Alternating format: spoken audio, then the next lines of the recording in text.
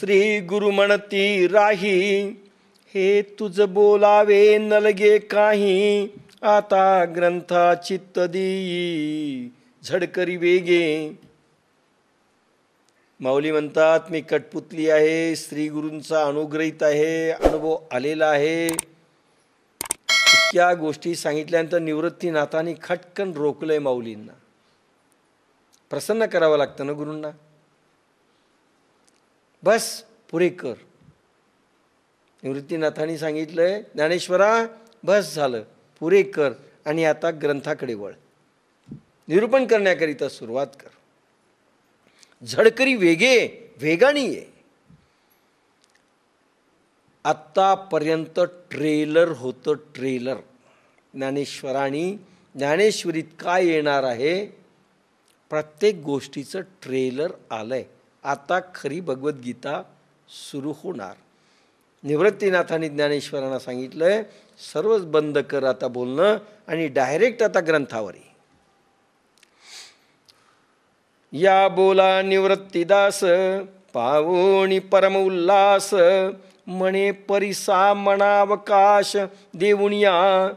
या सद्गुरूंच्या तेजोगुणी वाणीवर श्री ज्ञानेश्वर महाराज अति संतुष्ट होऊन म्हणाले, मी बोलतो ते मनाला स्थिर करून ऐका. मनाला स्थिर करा, प्राण स्थिर करा. पापणी देखील लावू देऊ नका असे अर्थ आहेत. मन शांत करा, निर्विचारी करा आणि आता इथून पुढे ऐकायला लक्ष द्या. धृतराष्ट्रवाच, पहिला श्लोक भगवद्गीता स्टार्ट. धर्मक्षेत्रे कुरुक्षेत्रे समवेतायुत्सवः, मामकाः पांडवाश्चैव किमकुर्वत संजय. धृतराष्ट्र म्हणाला, संजया, धर्म उत्पन्न होण्याचे स्थान अशा कुरुक्षेत्रात जमलेले युद्धाची इच्छा करणारे माझे पुत्र आणि पांडवही काय करते झाले. बाप्पासाहेबांनी समगीत लिहिलंय. समगीत म्हणजे पॅरलल. विनोबा भावेंनी जसे लिहिलंय बाप्पासाहेबांनी लिहिलं, पण हे सायंटिफिक आहे, वैज्ञानिक आहे, परिपूर्ण अर्थ आहे. बाप्पासाहेबांनी याचा मराठीत भाषांतर केलंय. पुत्रस्नेहाने मोहिला राजा पुसे संजयाला, कुरुक्षेत्र धर्मालय सांग तेथे घडे काय. रणी जमले पंडूचे तसे पुत्रही अमुचे, ऋषी देह कुरुक्षेत्र आधी मानावे पवित्र.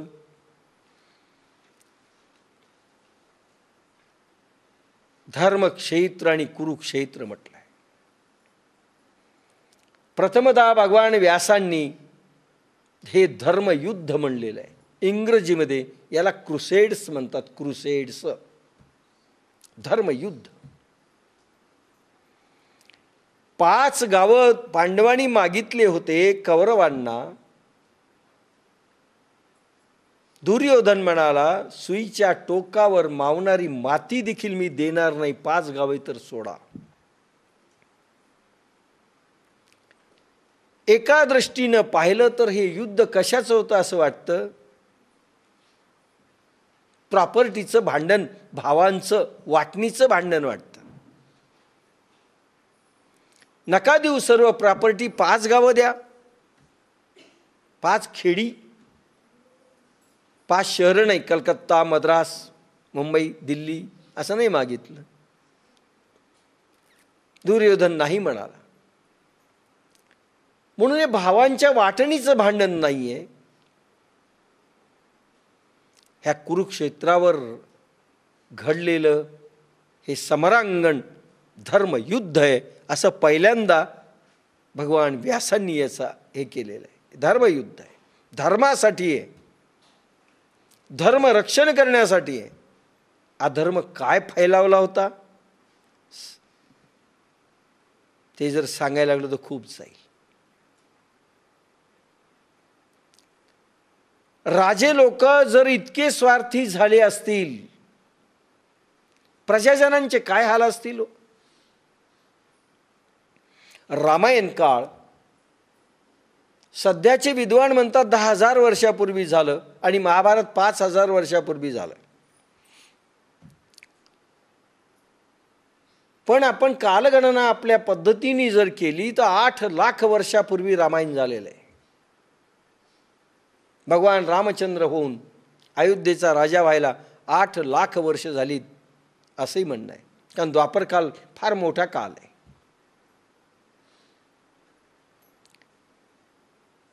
त्यावेळेसची जर आपण परिस्थिती पाहिली, 2 भाऊ भांडले. भगवान रामचंद्र पहा राजे लोकांमध्ये कशी भावंड होती. सख्खे भाऊ नाही आहेत सगळे. राम, लक्ष्मण, भरत आणि शत्रुघ्न हे सर्व 4 भावंड सख्खे नाही आहेत. 3 मातेपासनं झालेले आहेत. पण असं म्हणायचे खेळ ज्यावेळेस खेळत असत त्यावेळेस भगवान रामचंद्र हटकून हारून घेत आणि भरताला जिंकून द्यायला मदत करीत. भरता तू जिंकला. भरत म्हणायचे नाही, तुम्ही मुद्दामून हारून घेतलं. पहा कसे खेळत असत. आता वर्णन करत नाही, पण भरत आणि रामचंद्र भांडले कशा करता. ज्यावेळेस महाराज दशरथांनी आज्ञा दिली, कैकेयीने सांगितलं 14 वर्ष वनात जा. कैकेयीच्या आज्ञेने रामचंद्र प्रभू वनात गेले.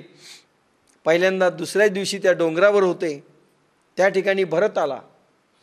आईला प्रताडना केली. मातान तू वैरिणी असे वाक्य टाकले.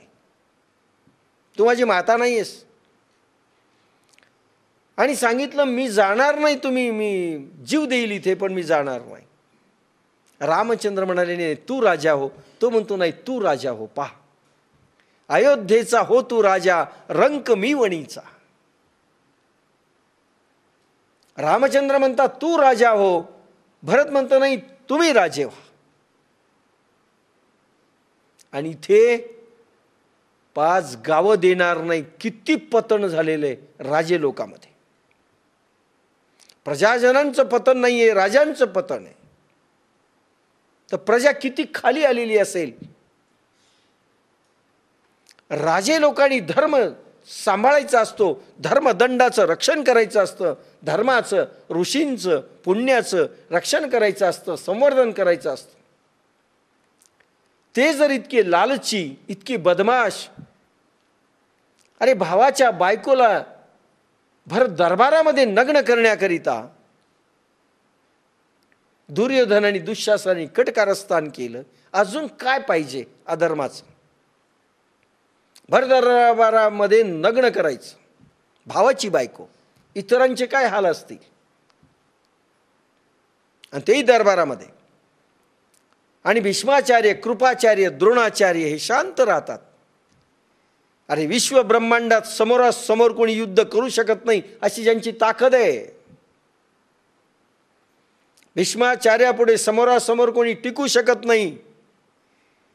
कृपाचार्यापुढे नाही आणि द्रोणाचार्यापुढे नाही.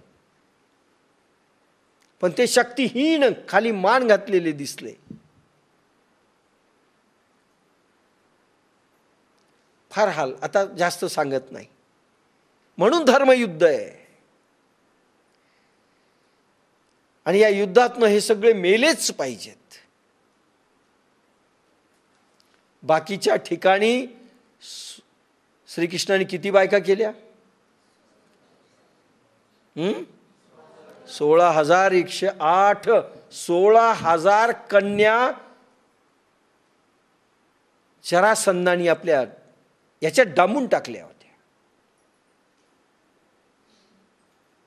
राजांच्या राजपुत्री होत्या. त्या आपल्या जेलमध्ये टाकल्या होत्या. आता एक एक अत्याचार आता सांगत नाही. कशी होती ही भरतभूमी त्यावेळेस. आणि या सगळ्यांचा निपात करायचा होता म्हणून धर्मयुद्ध म्हटलं. निमित्त 5 गावं नाहीये, हे धर्मयुद्ध आहे. म्हणून श्रीकृष्णाने भगवद्गीता सांगितली अरे धर्मयुद्ध आहे. आणि व्यासांनी पहिली कलम घेतली धर्मक्षेत्रे कुरुक्षेत्रे. धर्मक्षेत्र आहे. धर्म आणि अधर्माचं युद्ध आहे तिथे.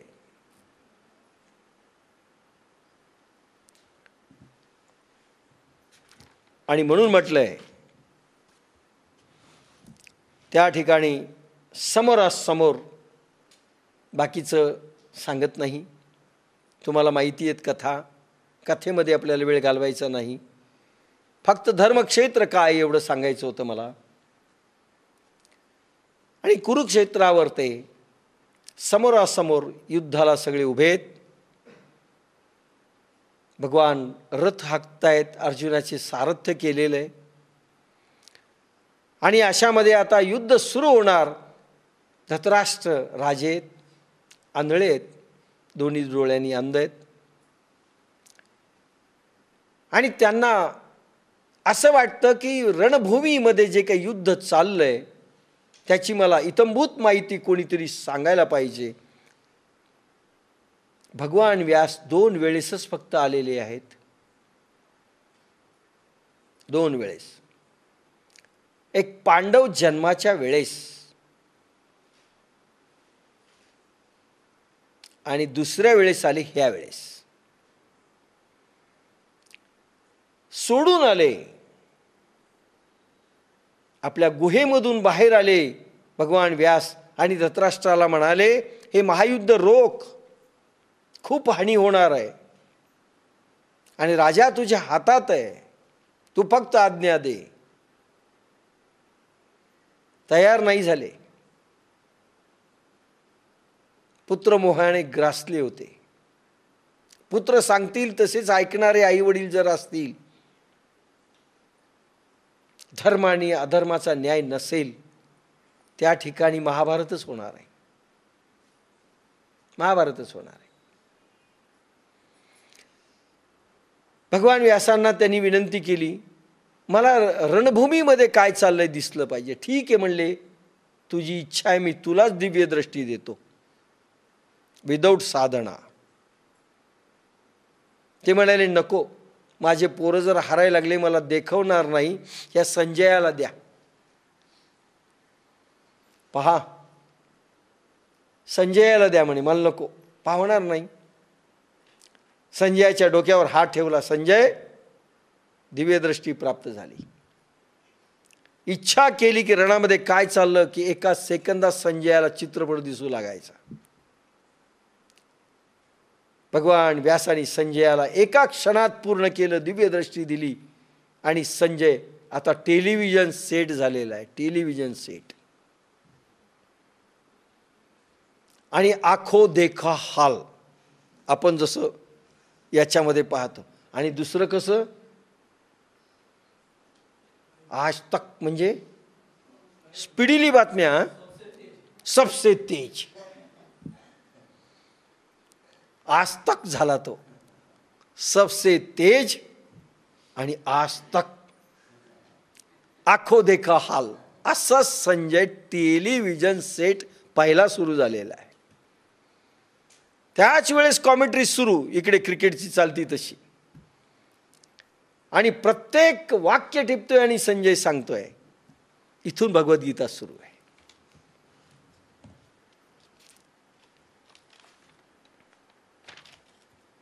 तरी पुत्र स्नेहे मोहित धतराष्ट्रासे पुसत म्हणे संजया सांगे मात कुरुक्षेत्रीची.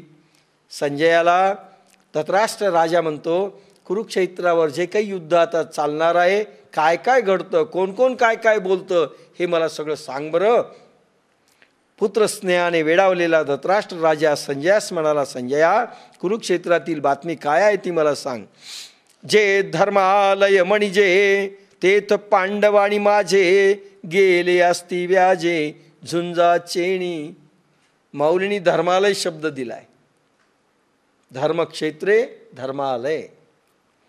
ज्या कुरुक्षेत्राला धर्म उत्पन्न होण्याचे स्थान म्हणतात, कारण ह्या कुरुक्षेत्रामधून धर्म उत्पन्न झालाय, भगवद्गीता उत्पन्न झाली.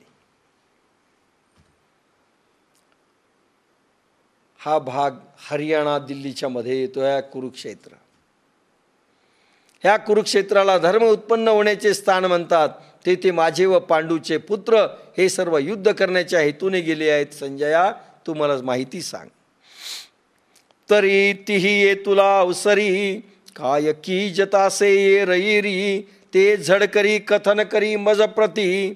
तर ते परस्पर एवढा वेळपर्यंत काय करीत आहे ते मला सांग. अरे पटकन युद्ध का सुरू करत नाहीत संजया, ते काय करतायत. म्हणजे जसं काय गेली की लगे एक दुसऱ्यावर तुटून पडायचं.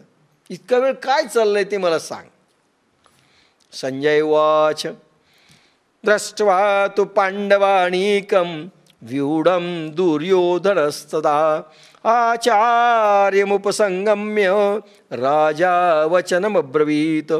पश्यतां पाण्डुपुत्राणां माचार्य महती च मुं यूढां द्रुपदपुत्रेण तव शिषेण धीमतः. दुसरा आणि तिसरा श्लोक.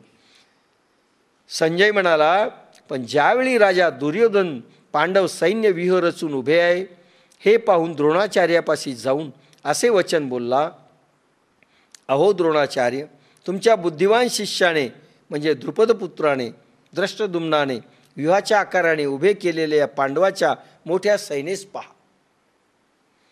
टेलिव्हिजन सेट सुरू केल्याबरोबर जे चित्र दिसलं रणावरचं, संजयाला काय दिसलं ते भगवान सांगतायत. समगीत बाप्पासाहेबांनी या श्लोकावर केलं.